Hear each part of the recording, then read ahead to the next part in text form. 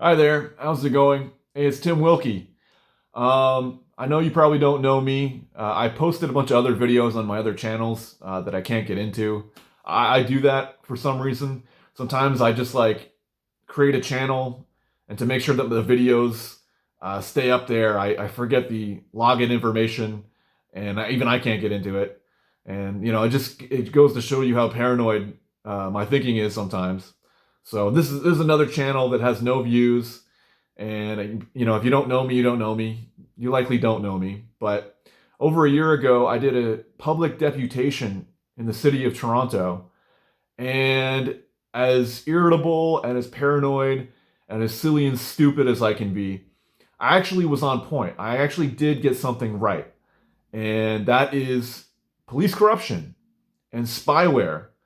And at the time, again, it may have just seemed like a paranoid ramble, but there was a recent Toronto Star article and a bunch of articles that got released saying not only do the RCMP have audits or their like operational data information technique or whatever it's called, they have audits. Not only do the RCMP, our federal police department, our federal police force, has the cyber weapon, but now local Ontario police departments now also have access to this software and are using it.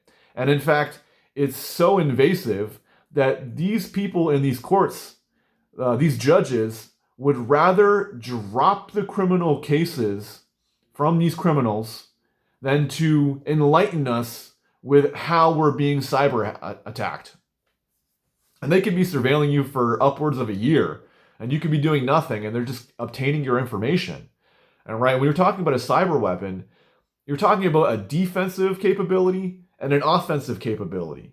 Just by the nature of how this technology works, as soon as you got my contact information, you have all my friends and all my family's contact information, right? And then, something that would potentially put me in harm's way, it puts the people I know in harm's way too, just being affiliated with me, right? So if the police think I'm a criminal, then why wouldn't they go the extra mile and think that the people that I know are also somehow criminals, right? It's this guilty by association nonsense that the police are absolutely going to pursue if they're thinking dirty, right? As they often do in criminal cases. So, look, I said straight up as crazy and as stupid and as paranoid as I've been, I was on point. I got it right. I got it right that time, right? Because after that, when I went to Toronto City Hall, that's when all these articles started coming up. And look, man, I don't the the Canadian Information and Privacy Commissioner, apparently he or she did not even know that this technology is being used by local police departments. Kind of sus, right? And as a part of Project Self, these police departments, they're going after information. And not only that, in Project South's case, they leaked someone's information. Uh, they leaked a jail guy, a jail person, jail guard. They leaked his information, and his house got shot up by a bunch of criminals, right? Because the police are criminals. Their code of silence, their thin blue line bullshit. It's all just coded language. Snitches get stitches. If police are saying that mantra, you are the criminals, my friends, and you shouldn't be in policing, right? So, from the Canadian news media's perspective, they think police corruption isn't a problem. They think police corruption isn't a problem because they're not looking for the criminal networks that these police obviously have, right? They also got tied to in Project South to Ryan Wedding and the Mexican mafia cartels. So look, if you look for it, you will find it, right? Go to Ontario jails. Look what their COs or correctional officers are doing, right? You want to find crime, go to the social network of these people who are involved in crime, right? It's not just jail guards interacting with inmates. It's inmates interacting with jail guards interact with these police officers, and then you get this thin line all Blue Lives Matter bullshit. You get there crying and wanking about, police lives matter or whatever. Well, these are the same guys who are ripping you off and are scamming and doing crimes and all this other thing in the third, right? So look, the police, they do not deserve this military cyber weapon. They don't deserve the power of it, right? And I don't even think our federal RCMP deserve that power, to be honest. And right now, they're giving up Bill C-22. It is.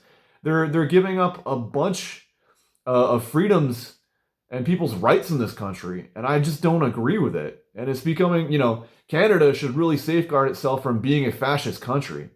And if we want a safer country for all, I don't think we should be putting people's information out there, especially by these criminal cops. It is what it is. So once again, I want to apologize.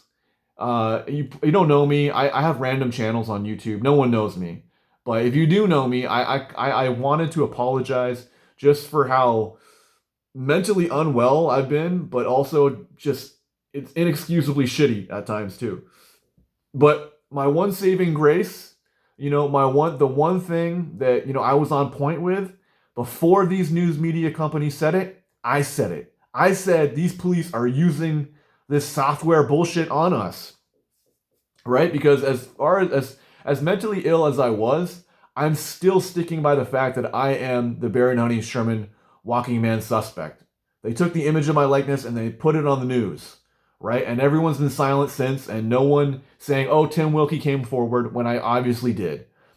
As crazy and as schizophrenic as I am, I still stick by that, right? I still stick by that. So, I've been going through the motions, just with my usual, with my life, and I've been self-reflective, and I did want to apologize to anyone who I've ever offended, if I looked at you the wrong way, if I spat in your direction.